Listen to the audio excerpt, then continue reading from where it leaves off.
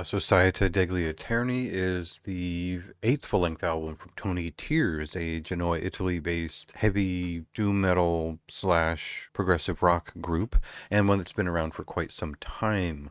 The roots of this project run back to the late 80s. They kind of got more serious with it much later on. It took about 10 years for their debut full-length album to release. So it's the project that is centered around one artist, Antonio Polidori, but it features a lot of work that has been brought in by many other musicians over time. His work obviously appreciates classic dark progressive rock, if you're a fan of Jacula, or they reference Antonius Rex. But the other side of the coin is early on, some of his records sounded quite a bit like Paul Chain, or it was in a similar improvised or experimental state as those records were in kind of the Violet Theater area, where doom was still a little bit of a factor in at least the atmosphere of most of it.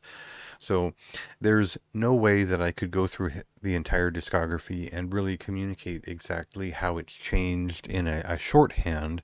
I would say that only certain records, there's about 5 of the 8 that are certainly heavy metal or progressive rock or doom metal in some sense, but I would never say they really hit on the full-on Sabbath style of doom ever. We think of more a psychedelic rock fused band like Python over in New York, or their compatriots in Italy, such as The Black. Those are bands that have always looked outside of heavy metal while kind of coming from that place. And in this sense, there's more of the progressive rock structures informing this new album.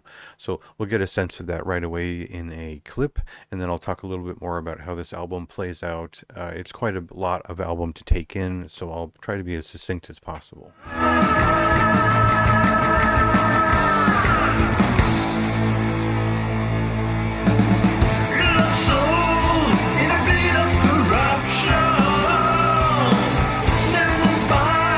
So if I'm referencing Merciful Fate in the 90s or Sabotage era Black Sabbath, there is a certain oaken feeling you'd expect, something that is detached and sinister in its general atmosphere, but also something that rocks a little bit. It has a little bit of a heavy rock side to it, and there's an operatic progressive rock feeling to a lot that this band brings on this record. But I would say that more of these songs, no matter how long they are or the way that they play out, they all seem to hit upon traditional heavy metal stomp here and there. There's something that keeps it heavy metal. It's close to traditional doom metal as you can get, while keeping it weird and unpredictable throughout.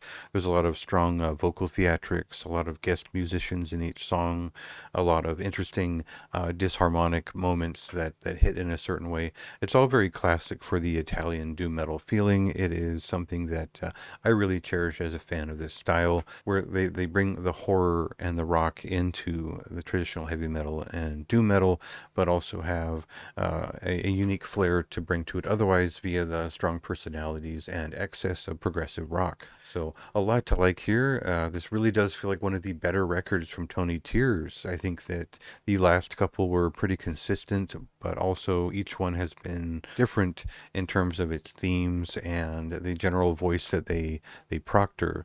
So this was expectedly up to a certain quality, but it turned out to be one of my favorite records of December, just for its strong personality and actually for its riffs. I think that counts for a lot here. And for me, just this record hit with a lot of great riffs along the way, in the way that a Malakarpatan record might. So check it out for yourself. This is a high recommendation for me.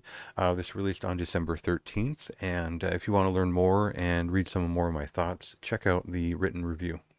Not breathing, in between.